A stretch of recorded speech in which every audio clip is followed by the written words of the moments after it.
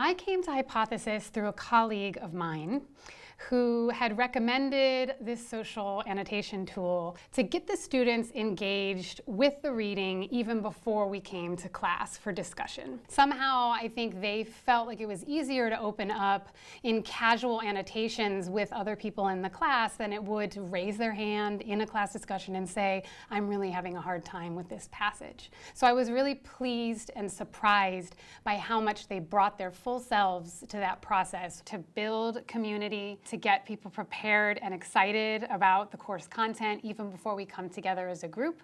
I also really enjoy the way it allows me to see students meeting our learning outcomes. Those things are documented in writing on their annotations. It allows me to see when they're making connections between material and the course. And it's just been an easy way to do that has been far more effective than the methods I was using before. It just really helped me make my classroom even more student-centered. Instead of coming in with kind of my own agenda of questions that I wanted to talk about, I would, as part of my preparation for the class session, look at where are the places they're being drawn, what kinds of compelling questions are they asking, where are the places where they're connecting this topic to their lived experiences. And then I could shape my own further facilitation questions in class around the things that they were already bringing. It just allowed what I think was an authentic engagement with the material where students might say, yeah, I don't like how this passage makes me feel, or what are the implications to this claim for someone with my set of identity categories. And that just, I think, was really useful that then other people could see that happening and say, yeah, I have questions about this too. How does this function in terms of power structures? Or this connects to an internship that I did, at this off-site location. In one of Angela Davis's arguments, she makes reference to Assata Shakur. And so I was able to ask a question in the annotations. Do people know who Assata Shakur is? What might we be able to find in a quick search and doing some preliminary research? Please share what you find here so we can all benefit from it. And then as you can see, several different students have posted some of what they've found. And one student, you can sort of take some joy in seeing how she's gone down a rabbit hole about Assata Shakur and then comments, oh my gosh, I've spent all my time researching Assata Shakur and I need to do more annotations. But again, that's just the kind of, I think, authenticity that using this tool brings that maybe just would have felt like it took up a great amount of time in our in-class discussions, but that just was happening, again, outside of our class time, that just allowed us to come in, I think, 3 or 4 steps ahead of maybe where we had been. It also created a much more significant sense of community.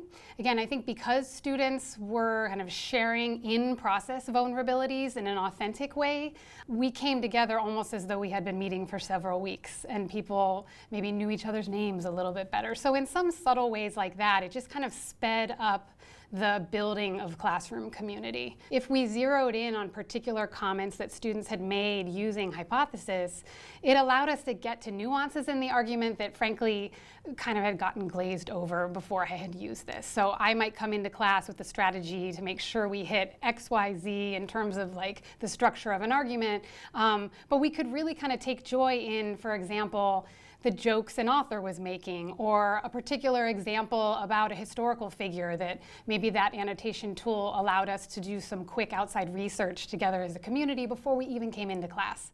So in this example, you can see a couple things that I think are helpful to note.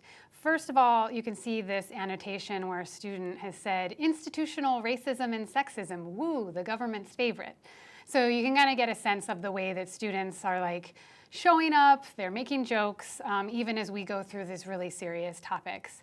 And then a little bit further down on the page, you can see an example where a student is connecting the reading to experiences that they had outside the classroom. They're making reference to a Washtenaw County nonprofit and talking about how this is a central issue regarding what's happening at this town hall meeting. Here we see Angela Davis using the same language of certain lives being considered surplus that we've already seen in our reading by Audre Lorde, and then students are replying. in very personal ways, saying, I hate thinking of myself or people in my generation as surplus. And then talking about how this feels. These are real live issues, and they're bringing themselves. And again, then another student replying and saying what it feels like as being an extra thing or described as an extra thing.